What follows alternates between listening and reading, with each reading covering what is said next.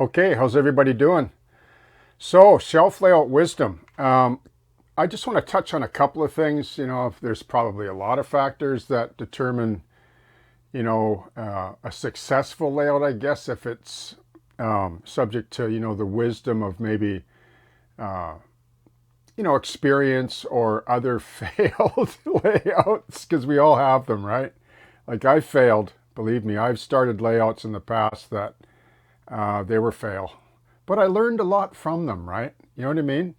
And I would have to say that probably two of the sort of primary fundamentals of a successful layout, whether it's a plywood Pacific or a fully scenic one or whatever, is the track integrity and a good running locomotive.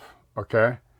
Like if you don't have track integrity, like if you don't invest time and resources into your track, and I'll talk about this section in a minute here, and you don't have a reliable locomotive like this one right here. You see this one a lot. This is an Atlas, older Atlas MP15 Cato drive 4-axle switcher. There isn't a better running locomotive in my experience. I would say arguably it's the best running locomotive. Now I have a Loc Sound version 5 in it. That makes the difference, but you got to run in the locomotive first. Like that's the best way. A lot of times people just buy, their DCC equipped, and I get that, but if you can run in a locomotive under DC for a while and then install a decoder, you're going to have probably a beautiful running locomotive, especially the Cato units. Like I'm not that up on the latest locomotives. I know they're nice. I have a few. I don't run them really. I just run the locomotive that gives me the best joy, and this one does because it never fails. Like I've mentioned before, it'll run through 2 lines in the sand, this locomotive, literally, right? Like on my worst track, it doesn't stutter. It just never fails unless there's paint all over the track, which brings me to this part right here. Like this all runs really good. This was a lot of work, but I never took the paint off the 2 outside rails yet. Here, let me take you down here a bit, because I'm not ready to do barge ops yet, but the center rail is cleaned up right up to this turnout, this 3-way turnout, which I haven't talked about, but I should kind of mention some of this because it is a bit of a layout overview as well. This is like the reason why this configuration is built in and it's prototypical is because of the different barge standards. Like there were some barges with 3 tracks that came in like this, and then there was the Carrier Princess, which made it up to these 3. But now the turnouts are actually on the barge, so they can just run off the center one. In fact, right now they only use the center one. So you can do either or all 3 or whatever configuration. That's why I did that. But that's a whole nother chapter of operations that, is sort of a nice little nest egg for future content and build enjoyment, right? So yeah, so if you don't have reliable running track and a reliable smooth running locomotive, you're just not going to have any fun. It's just the way it is. Okay, it doesn't matter if it's a plywood Pacific or fully scenic layout. You're not going to have much fun when your locomotive stalls right in the middle of a little operation, right?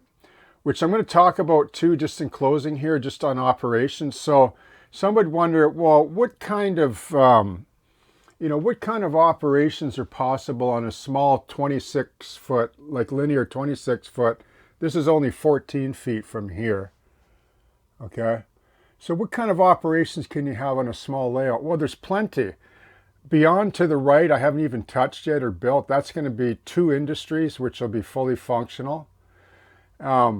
So you have basically the barge ops, which is a whole can of worms to open up for off layout staging, bridge traffic, etc. Locals coming in on the barge. Oh, let me just swing around here. I'm trying to be gentle for those that have viewing sensitivities. This is a whole nother opportunity for operations I haven't even touched yet. As you can see, just use your imagination. What's coming in and going out? Well, that's the imaginary world of the shelf layout, right? Okay, so we have the this big warehouse, which is functional on this layout, but actually out of service on the prototype. So there's two clients there, two sources of revenue there.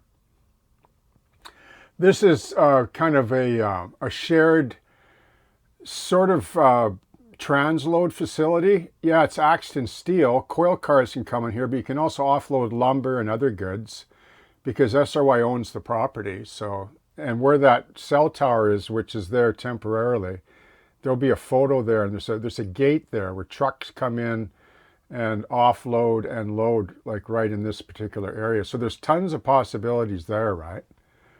And then, you know, of course, there's the classification. This actual spur, like this one right here, that is actually, I'll take you down here to the brewery. That is also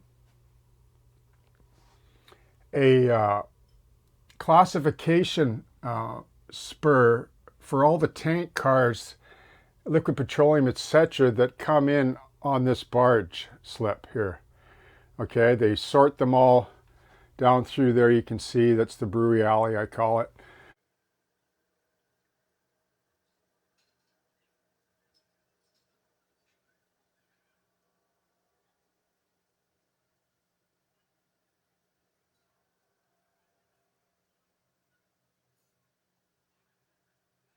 And then I'm going to add a vacuum system right here so I can still offload barley and malt, etc., even though it's addressed by truck now, but I sort of grew it in a bit, like it's sort of competing with the railroad. You know, there's always a struggle there because in reality, I mentioned earlier in other content that this actual brewery rail service is out of service now. But I'm going to add one of those vacuum ports, you know, that come out and you can, where they can suck the product into the building, etc.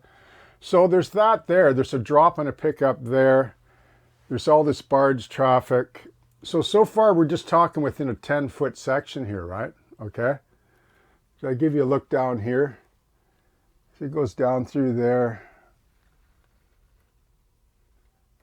Okay. And then there's accent steel on this transload. So this is all in 10 feet. Okay.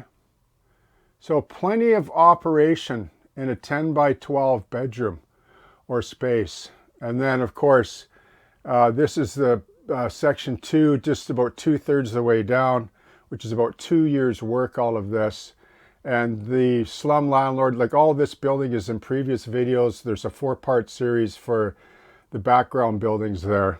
If you want to watch those, they're coming up or they've already been published under videos.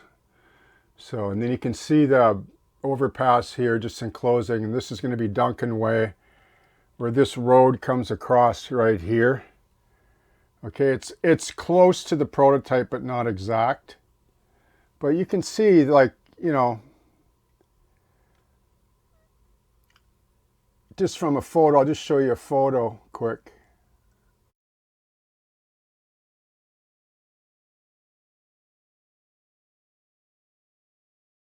Okay, so you can see the inspiration. And then, of course, beyond this black divider is the other half of the layout that makes a right turn and goes further down. And there's more room for expansion. So there's plenty of operational possibilities on a narrow shelf layout. Like this is tops 2 feet deep, okay? So once again, just in closing, shelf layout wisdom. Make sure you have reliable track, spend the time, read all the books you can, practice on a small piece if you can. Really try to make your track reliable, put all your energy into the track, and then try to get really good running locomotives. Like, they don't have to be brand new. Like, there are a lot of manufacturers out here, they look really nice, but they don't all run nice. So you'll find that a lot of the older model railroaders, in their wisdom, you rarely see them running any of those new manufactured locomotives. They're all running Proto 2000, Atlas, and Cato, right? And some of the older Atherns too can be tweaked up nice, okay? So thanks for all your subscriptions, all your support. I really appreciate it. You've really been an integral part to the, you know, the sort of impetus of this whole layout.